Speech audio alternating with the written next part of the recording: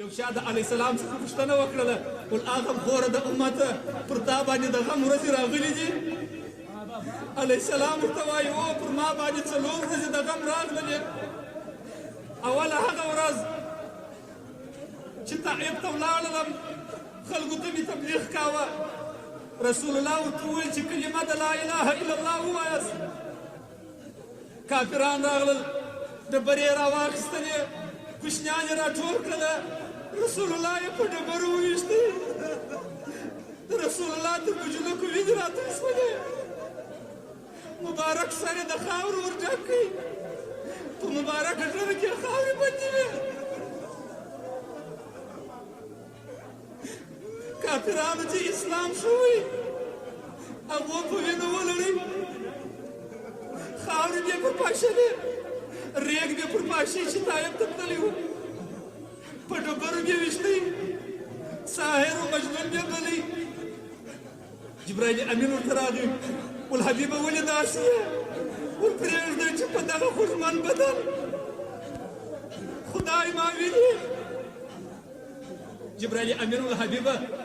دا وینه دې راکړه چې زه وزر په ووهم پر پولیسیرات یې وګوړوم چې ستا امت به پر تېر سي رسول الله وژړله ول یا جبرائیل دا وینه زه رسول ساتم په آخرت چې مې الله راپورته کړي و خدای ته ښکاره کومه چې خدایه کفارو داسې وهلی یم داسې یې په وینو لړلی یم زه رسول یې داسې په وینو لړلی یم الهي د دغه وینو په شرف چې ستا د رسول وینې دي خدایه په عوض کې ګناهکاران امتیانه وبخښه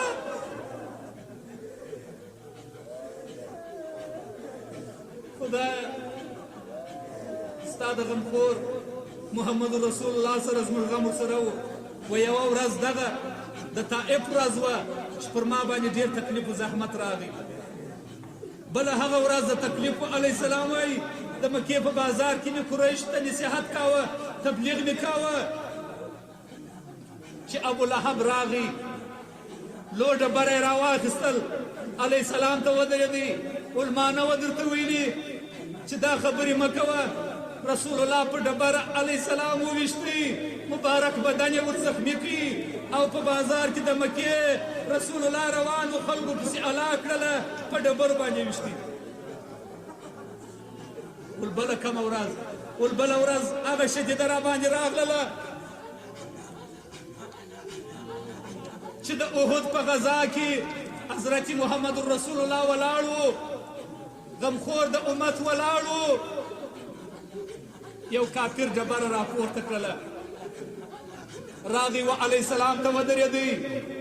پر مبارکه خوله یې رسول الله وویشتی خوله مبارکه د رسول الله د وینو ډکه سوله مبارک 2 غاښونه یې لاندې راولوېدل شونډان مبارکان یې په وینو باندې نښته سول کفار پر راوڅرخېدله په تورو بیا رسول الله واهه چې صحابه لکه پتنګ غوندې پر رسول الله راګرځېدله د رسول الله مبارک زړه ذوب کاوه خدای تعالی پر جبرائیل امین امر وکړي ول یا جبرائیل ولاړ شه زما حبیب ته ځان ور ورسوه که زما د حبیب د خولې څخه یو څاڅکي وینه راشوه سول په ټوله دنیا کې به شندوکۍ راشنه کړم یو صحابي وایي د رسول الله مخ ته ومه کفار به راغلل علیه السلام یې په تورو باندې واهه ما به ځان ورته ونیوي نو مې رسول الله په شا کوي ټول مسلمانان سره تیت په رقص وله رسول الله ډېر په عذاب و وینې ځینې بهېدلې په شا مې کوي چې بیا به کفار راورسېدل بیا به مې د اسلام پیشوا کښېنوئ ما به د کفارو سره جنګ کاوه هغه و چې په شا مې رسول الله و پر ما یې زیری وکړي چې و تا ته جنت واجب سو غږ د احد په غذا کې وسو ول فقد قتل محمد صلی الله علیه وسلم ول محمد رسول الله شهید سو شیطان غږ وکړي دا ناره چې صحابه واورېدل ټولو تورې وغورځولې چې رسول الله نه وي نو موږ څه کوو چې جنګ کوو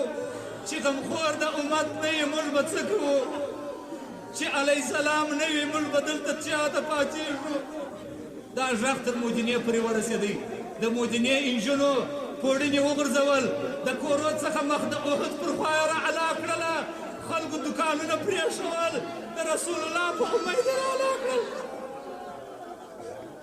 بیبي فاطمه چې خبره شوله دواړه امامین یې تر لاس ونیول لڅې پښې یې د مدینې په کوڅو کې راځغستله د یا ابابکر وا محمده وا احمد نارې وهلې